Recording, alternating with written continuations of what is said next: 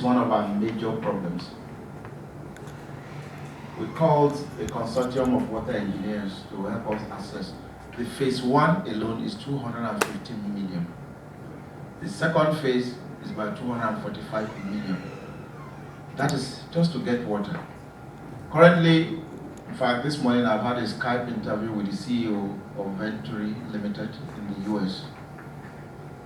We want to engage in clean energy, and they're asking us for a certain amount, even just as a credit deposit. I won't mention the amount, but I cannot give you a direct figure. But to turn UCH around, we will not need less than about 100 billion. I'm telling you, because things have really, really decayed. Some of the pipes that we have in the buildings were put in there in 1953 when this building construction started. At that time, they were using copper. There was no PVC as we have it now. So most of them are rusty and they are leaking into the walls. They are doing a lot of damage. And even when we generate water from boreholes, when you pump, a lot leak along the line and it doesn't get to the destination. So answering your question, I cannot give you an exact amount, but if we can get just 100 billion from you, that would be okay. Then the second is, how do we intend to accommodate our teeming patients? Like, I granted an interview not too long ago and I said UCH is overstretched and that we are overwhelmed. Let's start from our accidents and emergency department. We are the only accident and emergency department in the whole of Ibadan. Look at the population of Ibadan. And in the whole of Oyo State, apart from Bowen University Teaching Hospital that has a much smaller accident and emergency, where we receive from all over. FRSC will just bring accident victims and dump them and go away. And we can't, by law, we cannot turn back any patient. We have to treat them. And how many beds do we have in our facility? 36. Now there's an extension of the accident and emergency going on. But even that may not be able to help. We need the secondary tier of health care to be developed. And that is within the purview of the state government. When we were students here, many of the general hospitals from Shaki to Oyo, Ibadan here and all over, they were bubbling. Even the trained doctors, the trained house officers, now all of them have lost accreditation for training the lowest level of doctors who are house officers because of poor facilities, poor staffing. I was in the secretariat yesterday with the Commissioner for Health, and he told me about the advert that the state governor has already put in the papers to employ more. And that when they gave the figures, they had to be cutting down on the number, and looking at the number, they want to employ 10 consultants in the whole of Oyo State. Even if, and the man was telling us that in the 70s, Adeoyo Ring Road alone, I mean, some people were with me there. He said they had 75 consultants. Some people were there with me. I said, oh, and now we want to employ 10 for a whole state. So until the state governments wake up to their responsibility in terms of resuscitating and rejuvenating the healthcare, especially the secondary tier, and also to help us with the primary care. Because now UCH, which is supposed to be focusing mainly on tertiary care, now we do both primary, we do secondary, we do tertiary. And that is preventing us from actually focusing on our remit, which is to do research, to do training, and care for advanced cases. You see diarrhea coming, you see malaria coming, what should have been taken care of at the Egbeda local government, will come to UCH. And I remember clearly when I was president of Association of Resident Doctors and late Professor Latawura was CMAC to Professor Jide Ajayi.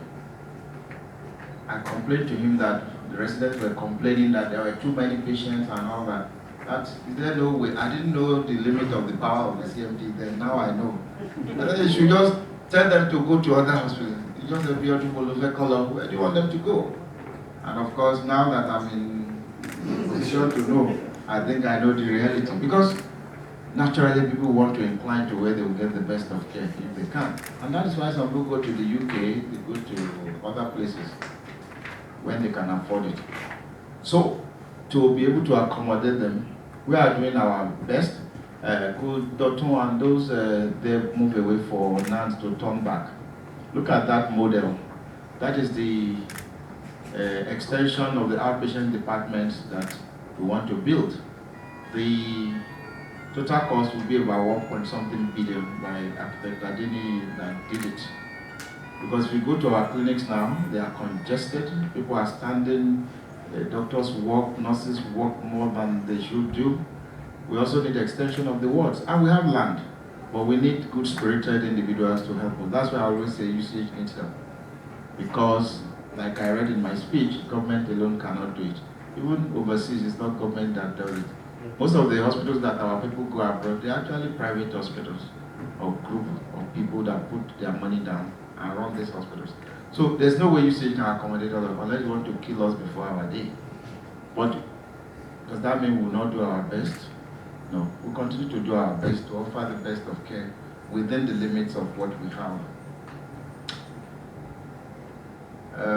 Number 3 is top 3 priorities. Number 1 is equipment.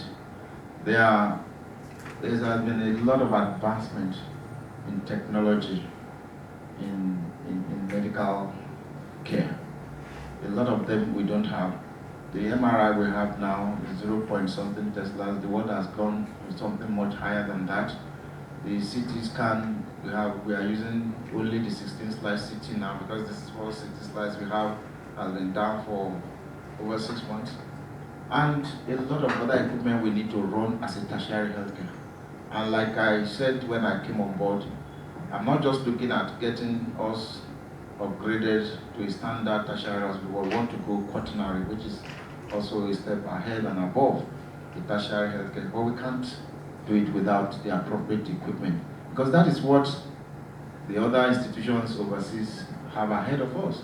We have the brains here. In fact, many of the hospitals you go abroad, UK, US, you meet Nigerians there that have emigrated. So if we can have the equipment, things will be okay for us. Then the second thing I will place is water. Like I said earlier on, many of the pipes, the water reticulation, the sewage, we have a dam close to, what's this hotel there now? Premier Hotel. If you see it, as we are driving uphill on the right, you see it.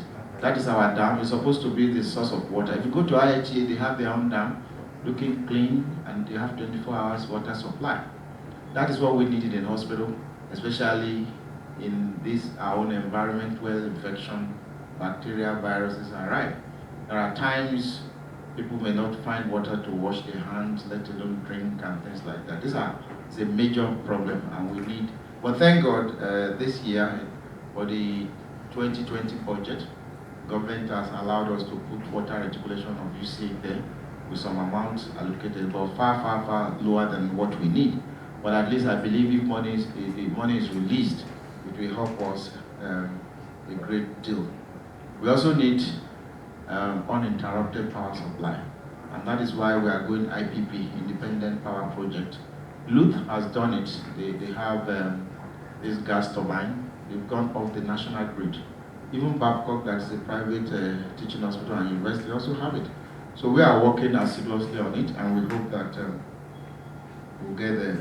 I've mentioned 3 that you said, but quickly let me add training. We need to train our staff, both locally and overseas, to equip them with modern technology and skills that is required to be a quaternary teaching hospital. We also need to build infrastructure. Services are expanding. My friend from NAN was saying how we will accommodate. We need to get more wards, we need to get more clinics, we need to get more theaters, and we also need to get more staff. Unfortunately for us, there's a limit, there's a limit on the number of staff we can employ. Otherwise, their salary will not be paid. And now, since I don't have enough to do charity and pay their salary, we have to limit the number of employment of staff to what we have, what is approved for us. Ladies and gentlemen, I want to thank you for the questions. I think I've done justice.